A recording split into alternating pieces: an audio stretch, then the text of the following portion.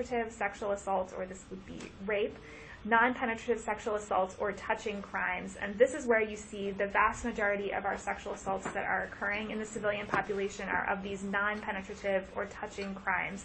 So 0.7% of civilian women, 0.1% of civilian men indicated experiencing one of these touching crimes.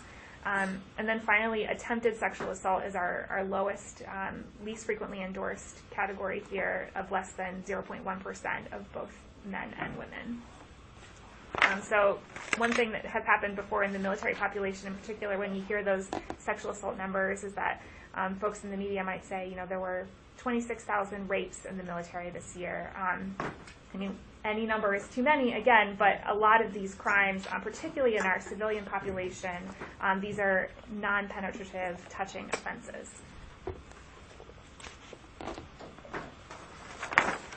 Thank you. So back to slide 9. So in terms of the characteristics of the assault, this is getting at what we were just discussing in terms of when we're asking folks to talk about this one situation that was the worst occurrence during the past year, most of them are talking about a non-penetrative event. The vast majority report that it happened in a DoD context, either at their duty location or while they were performing their civilian job duties. And then, not surprisingly, the majority of individuals reported experiencing at least one negative work outcome as a result of this event. And the top negative outcome that they reported was that it made it hard to do their job or complete their work. Okay, next slide. So on slide 10, we asked individuals who experienced a sexual assault whether or not they disclosed that occurrence either to leadership or to an EEO representative, and then some of the outcomes of that disclosure if they did indeed disclose. So in terms of leadership, on the left side of the slide, approximately 1/3 of individuals who experienced a sexual assault in the DoD work context indicated that they disclosed this to a member or more than one member of leadership. About 3/4 of women said they experienced at least one positive action as a result of this disclosure. So this is higher than what we see for the sexual harassment, gender discrimination. The top action was that an investigation, survey, or other assessment of the workplace was conducted. However, we also see a majority, and indeed the vast majority of men experienced at least one negative action as a result of this disclosure. Again, this top negative action was that no action was taken. And this is based on the survey respondents' perceptions of what was done.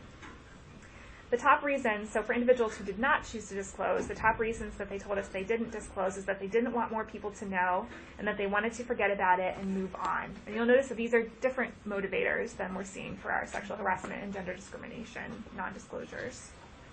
But you will note that only 5% of women and 11% of men did not disclose because they did not know they could disclose or discuss the situation with leadership. So it's not a knowledge gap there, but there are other reasons why individuals would prefer not to discuss these occurrences with members of leadership. In terms of EEO reps, on the right side of the slide, only a small percentage, 16% of women, 13% of men, disclosed to EEO. For positive actions, a little over half of women said that there was an investigation or assessment of the workplace that was conducted, consistent with what we see with disclosure to leadership.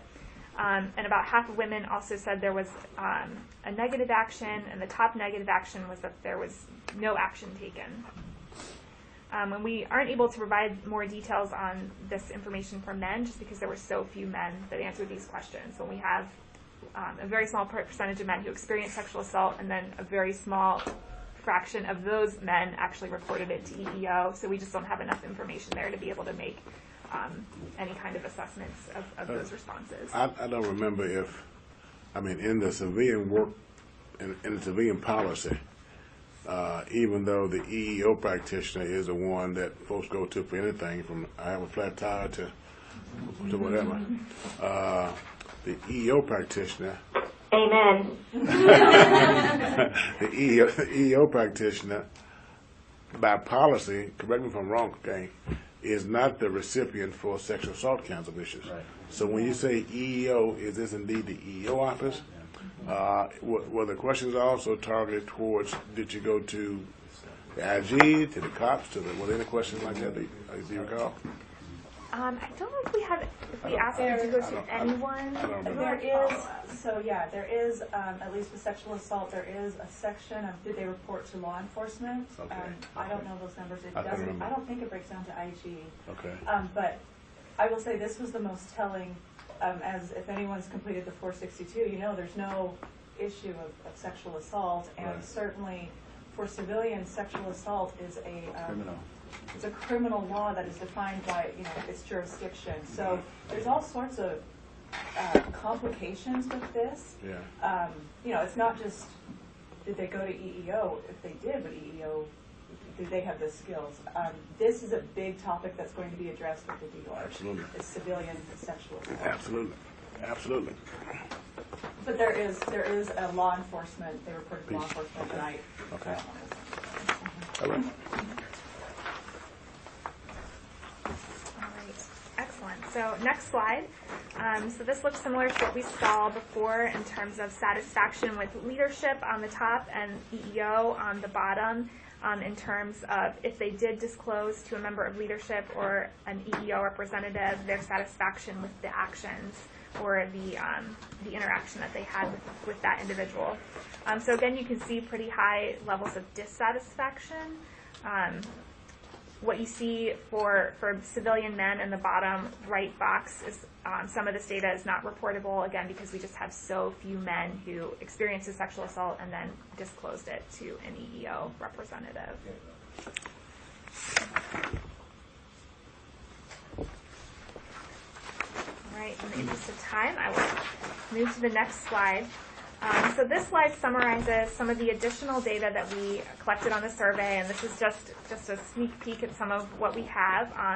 But we collected some information regarding training, likelihood to use DOD or SAPR resources for sexual assault, which is something the department was interested in, whether civilians would be interested in using these resources. Knowledge about how to contact an EEO rep. We saw that the vast majority of men and women do report that they know how to contact the EEO rep for their organization, which was a encouraging finding for us to see. We looked at satisfaction with the availability of information on how to file a complaint or report a sexual assault. We also looked at positive workplace behaviors and actions by work or unit leadership, and I do want to call your attention to that one. Because on a scale of 1 to 5, the average positive workplace behaviors fostered by work unit leadership was rated 4.3 for women and 4.5 for men. So I think when we look at these on the previous slide, you know, the big red bars for leadership, it tells one story about what's going on with leadership, but remember that this is a very small fraction of our survey respondents who experienced a negative outcome or negative event and then reported it to their leadership. But when we look at everyone on the whole and sort of their perceptions of how well leadership is doing this in this domain in terms of establishing a positive and healthy workplace climate, the numbers are quite positive. So on the whole, leadership is rated well by civilian employees. And then finally, this last point I think is also interesting in terms of likelihood to come forward. So the vast majority of women and men would encourage others to come forward or would come forward themselves after experiencing a sexual assault or sexual harassment event. So interesting to see that most people think that they would come forward in these situations, but when they actually occur, their decisions, they occur differently than what they would expect. So there's an interesting disconnect there. So thank you so much. Again, we have a whole lot here, and so we're looking forward to sharing more with you all, and especially once the report rolls out, which has been a long process. We'll be happy to provide any additional information that you're looking for. We do a lot of additional analysis in our office to answer specific questions that you all might have, so happy to do that. Also, keep your eye out for the 2018 version of the survey. It's going to be fielding this fall, and so pretty soon we'll be reaching out and hoping to get feedback on that survey instrument to make sure that we're asking questions that are going to be most useful for our customers. So is there going to be any effort to compare with the military survey, since they're the same questions essentially, so if you can see disparate rates?